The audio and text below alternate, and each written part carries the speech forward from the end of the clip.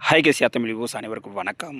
So இன்றைக்கி என்ன பார்க்க போகிறோம் அப்படின்னு பார்த்தீங்க அப்படின்னா, எஸ்ஐஜிடியில் 2வது ஷிஃப்ட்டு 3வது ஷிஃப்ட், அதாவது 3 ஷிஃப்ட்டுமே ஃபஸ்ட்டு ஷிஃப்ட் பார்த்துட்டா 3 ஷிஃப்ட்டில் என்ன நடந்துச்சு, நீங்கள் இதை பண்ணக்கூடாது அப்படின்னு பார்க்க போகிறோம். அது மாதிரி நீங்கள் போகும்போது என்ன படிக்கணும், ஸோ இதையும் பார்க்க போகிறேன். துர்காப்பூரில் வந்துட்டு, அதாவது அஸ்ஸாமில் இல்லை, கொல்கத்தாவில் வந்துட்டு எக்ஸாம் வந்து ஃபஸ்ட்டு ஷிஃப்ட்டு ஏன் உங்களுக்கு வந்து கேன்சல் பண்ணல, போஸ்ட்மெண்ட் ஆச்சு.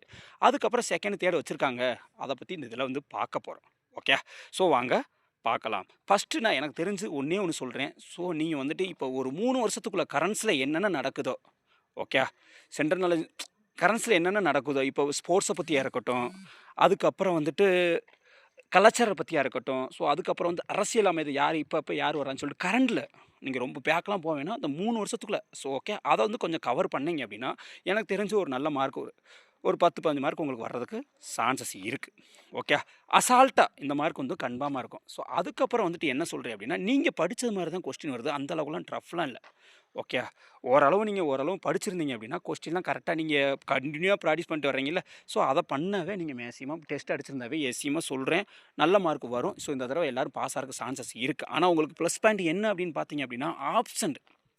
இதில் வந்து ஆப்ஷனை பார்த்தீங்க அப்படின்னா 100க்கு 50% ஆப்ஷன் தாங்க.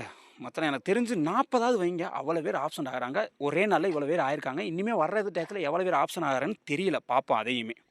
ஓகே, ஸோ அதனால பார்த்துக்கிறங்க. அதுக்கப்புறம் வந்துட்டு ஃபஸ்ட்டு ஷிஃப்ட்டில் எனக்கு தெரிஞ்சு 2, 3 பேர் வந்துட்டு லேட்டாக போனவங்க. ஓகே, அதுவும் ஆப்ஷனில் தான் வரும். ஆனால் போயிட்டு டைமுக்கு போக முடியாமல் ஆப்ஷன் ஆனவங்க. அதுக்கப்புறம் மதியானமும் அதே மாதிரி தான். அதாவது 2வது ஷிஃப்ட் தெரியல, 3வது ஷிஃப்ட்லேயுமே எனக்கு தெரிஞ்சு ஒரு 6 பேர் சம்திங் மேலே போயிட்டு திரும்பி போக முடியாமல், திரும்பி வந்து அந்த டயத்துக்கு போக முடியாமல் அவுட் பண்ணியிருக்காங்க. ஸோ ஓகே, மற்றபடி எனக்கு தெரிஞ்சு டிஃப்ரென்ஸ் எதுவுமே இல்லை. ஸோ புரிஞ்சிருக்குன்னு நினைக்கிறேன். எக்ஸாமுக்கு ஃபுல் எஃபர்ட்டை போடுங்க. கண்டிப்பாக ஆப்ஷன் ஆகாதீங்க. இந்த தடவை ஒரு நல்ல சான்ஸ் இருக்குது வேலைக்கு போகிறதுக்கு. ஓகே, ஃபஸ்ட் நாளே உங்களுக்கு தெரியுது. எக்ஸாமும் அந்த அளவுக்கு பெரிய எதுவும் இல்லை. உங்களுக்கு நல்ல சான்ஸ் கொடுக்குறாங்க. மறுபடியும் சொல்கிறேன். அதுக்கப்புறம் துர்காப்பூரில் கேன்சல் ஆனதுனால உங்களுக்கு ஏதாவது ப்ராப்ளம் ஆகும் அப்படின்னு பார்த்தீங்க அப்படின்னா, கண்டிப்பாக ஆக போகிறதில்ல.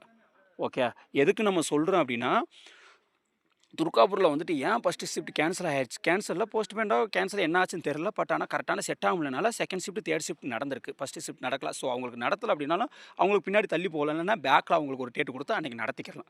இதனால் யாருக்கும் எந்த ப்ராப்ளம் வரப்போகுது, ஏன்னா அது எலெக்ஷன் ப்ராப்ளம் இங்கே நடந்துகிட்டு இருக்கிறனால இந்த மாதிரி ப்ராப்ளம் வந்துச்சு தவிர மற்றபடி வேறு எந்த ப்ராப்ளம் இல்லை. ஸோ ஓகே, புரிஞ்சிருக்குன்னு நினைக்கிறேன். எஃபர்ட்டை போடுங்க, கரெக்ட் டயத்துக்கு போங்க. ஸோ ஓகே, மறுபடியும் ஏதாவது டிஃப்ரென்ஸு இல்லை இதனால என்னை அனுப்பிவிட்டாங்க, இந்த எக்ஸாமில் இப்படி நடக்குது, இதாவது உங்களுக்கு ஏதாவது ஒன்று சம்திங் ராங் இருந்துச்சு அப்படின்னா கண்டிப்பாக ஷேர் பண்ணுங்கள். பின்னாடி போகிறவங்களுக்கு நம்ம வந்து சொல்கிறது கரெக்டாக இருக்கும். ஓகே, புரிஞ்சிருக்குன்னு நினைக்கிறேன். ஸோ நீங்கள் சொல்லுவீங்கன்னு நினைக்கிறேன். ஸோ இந்த வீடியோ உங்களுக்கு பிடிச்சிருந்தா லைக் பண்ணுங்கள், கமெண்ட் பண்ணுங்கள், ஷேர் பண்ணுங்கள். ஓகே, பாய், ஜெய் ஹிந்த்.